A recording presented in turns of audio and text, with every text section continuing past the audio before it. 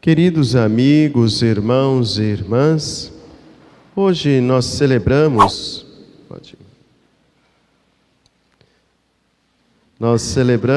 esta festa dos apóstolos Pedro e Paulo, que é uma festa fixa no nosso calendário festivo. Ela é comemorada a 29 de junho. Pela importância desta liturgia, a igreja sempre transfere para o domingo seguinte, para que toda a comunidade tenha a oportunidade de participar desta liturgia. A festa dos apóstolos Pedro e Paulo, sobretudo de Pedro, também encerram as festas juninas, Os 3 grandes santos que celebramos no mês de junho, começando com Santo Antônio, depois vem São João e São Pedro. E nós concluímos assim estas festividades. E hoje nós ouvimos este evangelho, este momento em que o Senhor, junto com os seus discípulos, nesta região chamada Cesareia de Filipe, ali Jesus não está fazendo nenhum tipo de consulta, de ibope para saber como ele está sendo visto. Jesus não perguntou: o pessoal está entendendo a minha pregação? Não.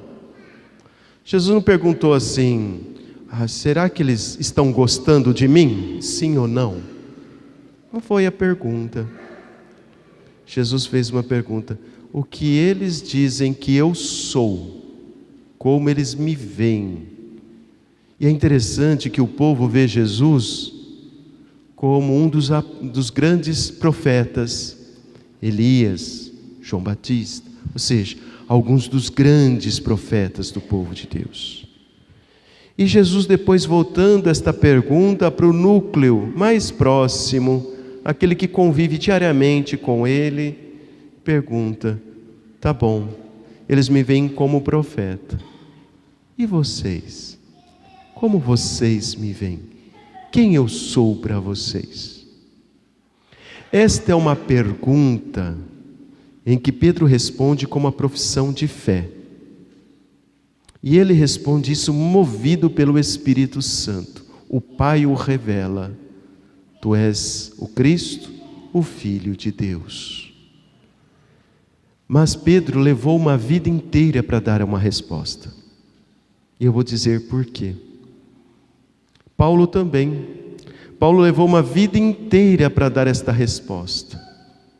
E nós também levamos uma vida inteira para dar esta resposta ao Cristo. Porque quando nós dizemos quem é o Cristo para nós, nós nos comprometemos interiormente com Ele. Por meio desta busca incessante, esses 2 grandes apóstolos, chamados de coluna da igreja, estas colunas da igreja, nos dão uma referência desta adesão à pessoa de Jesus Cristo, a centralidade dele na nossa vida, naquilo que somos, fazemos e no nosso testemunho e na nossa pregação. Pedro, pescador, foi visto pelo Senhor às margens do mar da Galileia. O Senhor viu neste pescador, homem simples do povo, o apóstolo, o primeiro entre os irmãos. Pedro é alguém bastante sólido, por isso ele tem um pensamento bastante concreto. E Jesus vai batizar Pedro com o nome de Cefas, com o nome de Pedro, esta pedra, a primeirinha pedra desta grande edificação, que é a igreja. Por isso o Senhor também, ao ver em Pedro este que toma a frente, esse que quer impedir o Senhor de ir a Jerusalém, de sofrer a paixão, é aquele que vai provar a amargura e a dor de ter negado o Senhor. É dele que o Senhor vai tirar dos lábios as confissões de um amor incondicional. Pedro, tu me amas? E Pedro vai dizer: Senhor, eu te amo. Tu sabes tudo, tu sabes que eu te amo. E Jesus então vai confiar a este Pedro o seu rebanho. Pedro é este que é o sucessor, aquele que vai ser o vigário de Cristo, dar continuidade à sua missão.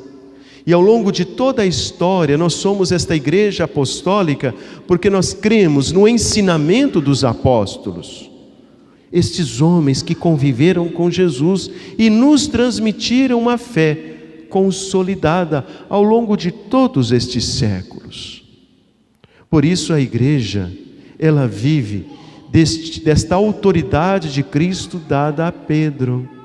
Estas chaves são as chaves que Cristo confiou à sua igreja e aos sucessores dos apóstolos. Essa chave de ligar ou desligar, ou seja, o que significa ligar e desligar? É a função da religião.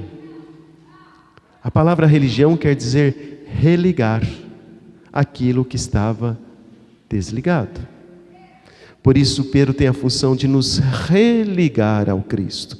E com estas chaves, ele nos concede esta oportunidade de vivermos a proximidade com o Cristo.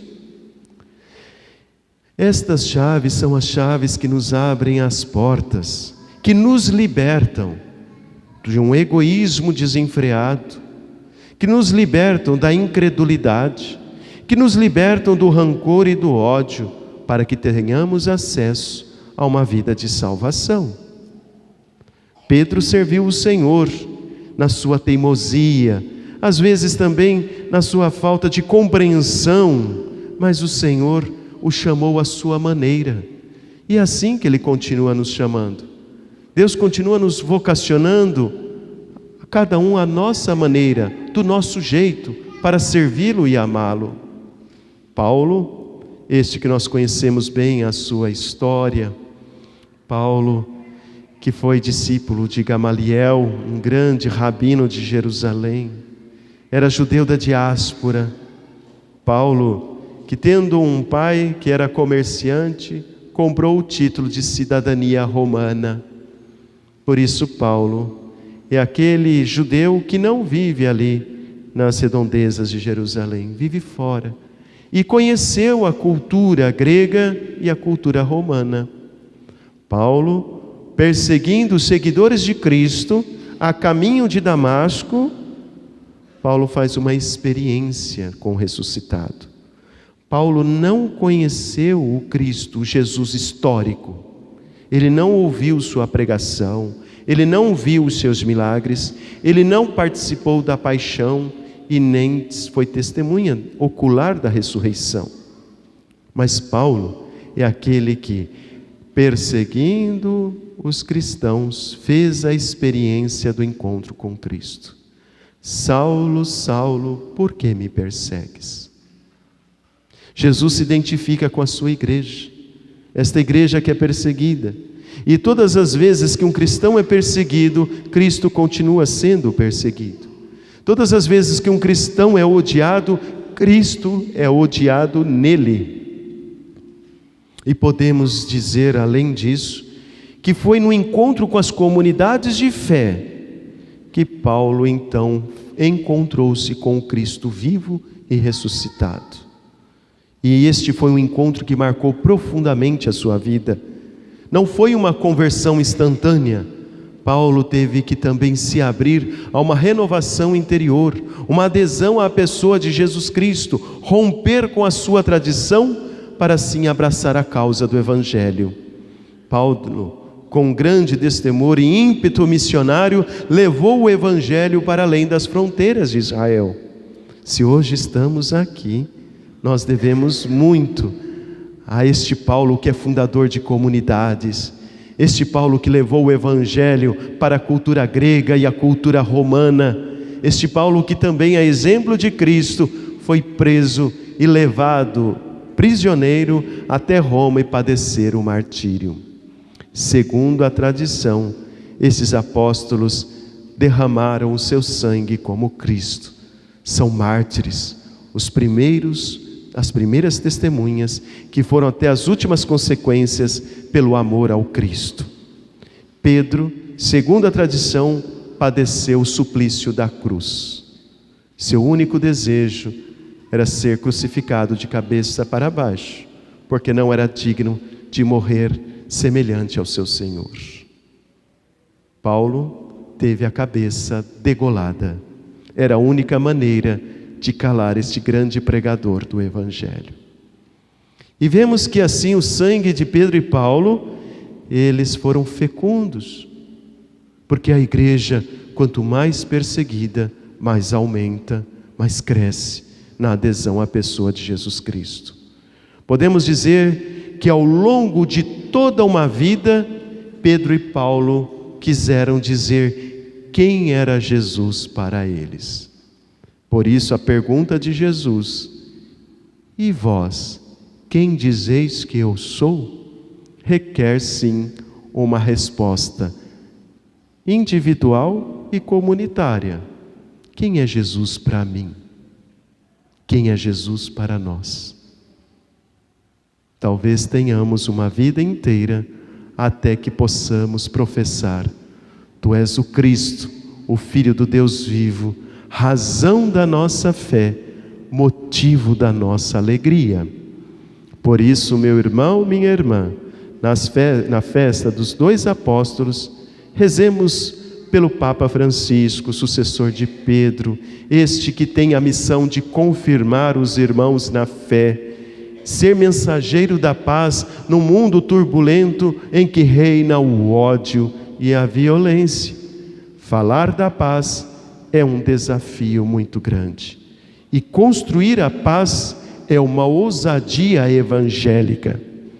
Peçamos a Deus que esta mensagem do Santo Evangelho, onde nós com Pedro professamos a nossa fé, também demos respostas concretas, reais da nossa vida. A pergunta fica para que cada um de nós possamos dar esta resposta. Jesus nos pergunta: e para você, quem sou eu? O que eu sou para você? Louvado seja nosso Senhor Jesus Cristo.